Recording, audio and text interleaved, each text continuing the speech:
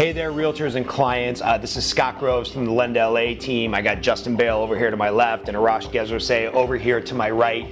And I just wanted to share with you two documents I have in my hand, because the reality is we're going into a year in 2020 where some of the best financial minds think that we might be going into a recession, which is defined as 2 quarters of negative growth.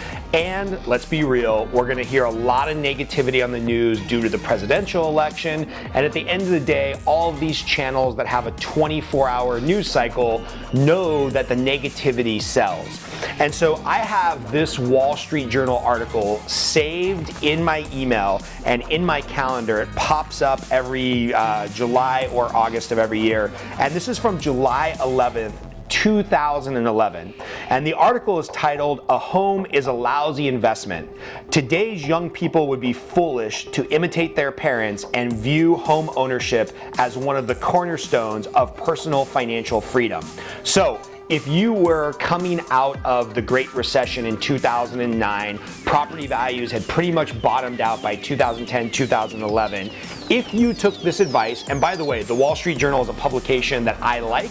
I tend to enjoy most of their articles. I think there's good information here, but at the end of the day, they're a news source and they know that negativity sells. So had you taken this advice, a home is a lousy investment, and you live in Southern California, what I have in this form is what the appreciation has been the last 8 years. So using every possible worst case scenario, you bought a $400,000 house in 2011. Your closing costs were the most that they could have been at the time, which is $10,000. You only had 5% down. You had to sell within 5 years, which meant you were going to get hit with all of the real estate fees within the next 5 to 8 years because life circumstances changed.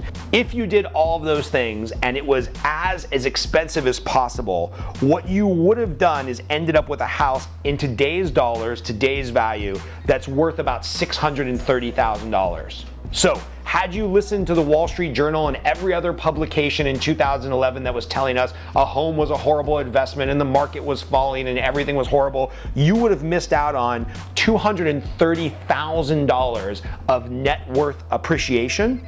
And in this scenario, where you only put 5% down because maybe that's all you could get your hands on, you would have missed out on a 1,300% return on your money.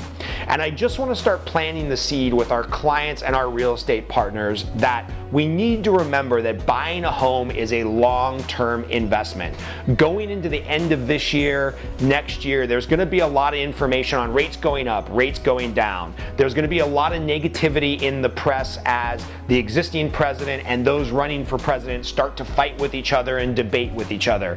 We may go into a recessionary feel or a time when people are a little bit worried about where the economy is going and or some job security.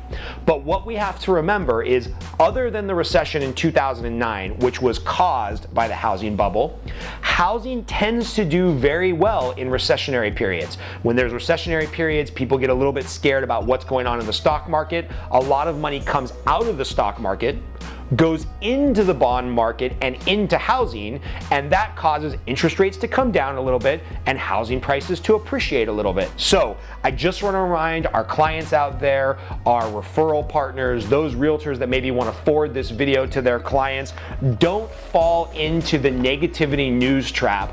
Don't believe in articles that you'll start seeing like this 2011 Wall Street Journal article.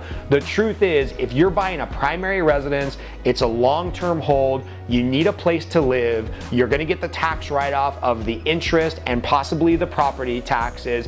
It's almost never a bad time to buy an owner-occupied residence if it's a place and a payment that you can afford. So if you want to talk a little bit more about where the economy might be going, if you want some examples or want me to run some numbers here, anybody on the LendLA team can definitely get back to you, kind of show where the appreciation numbers are, what the affordability numbers are, and we can be a calming influence and a voice of reason going into 2020 and throughout 2020, whereas the media is going to be trying to tell every loan officer, realtor, and client that the sky is falling, that now is not a good time to buy a house. We have the proof and the math and the history that shows that it's always a good time to buy a primary residence.